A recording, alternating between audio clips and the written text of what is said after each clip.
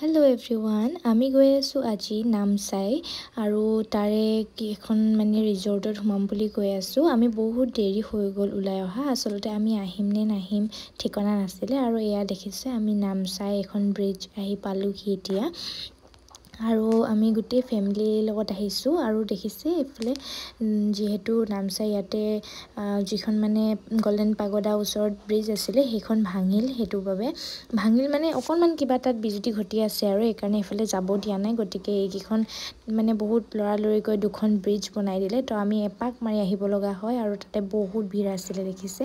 আৰু আমি আজি বহুত বেলেগ ধৰণৰ গাড়ী এখনত আহিছো দেই। তাৰ পিছতে এফালে আহিলো আমি এই হাট কোখাম ৰিজৰ্টত।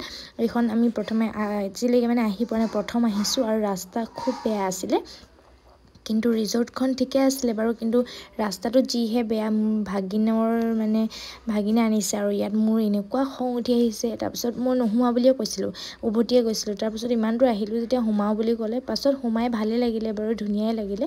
প্ৰথমে কিন্তু বিৰাট খং উঠি আছিলে, মোৰ সোমাব মন যোৱা নাছিলে। তাৰপিছতে আহিয়ে প্ৰথমে যিহেতু গা ধুলেতো চুলি তুলি বেয়া হৈ যায়, তাৰ আগতে অকণমান ফটো উঠিবলৈ বহিলোঁ।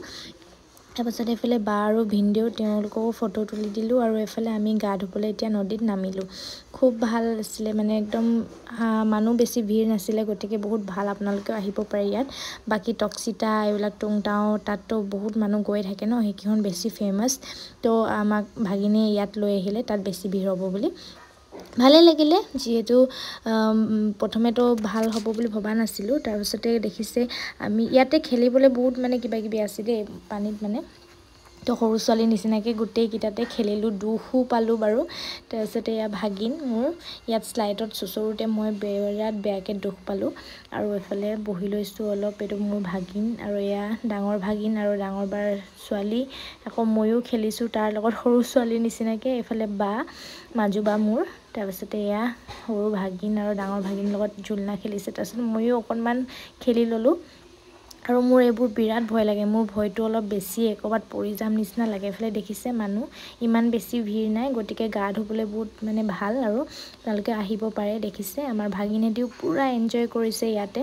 সেইদিনাখনো গৈছিলোঁ বাট তাতে গা নুধুলোঁ মই। তাৰপিছত আমি গা পা ধুই উভতি আহিলোঁ আৰু ৰাস্তাতে আমি ঘৰৰ পৰা যিহেতু খানা লৈ গৈছিলোঁ, ভাগিনে ধুনীয়াকৈ কলপাত কাটিলে, পাততে আমি ধুনীয়াকৈ খাবলৈ ল'লোঁ, ইয়াতে উলিয়াই ল'লোঁ।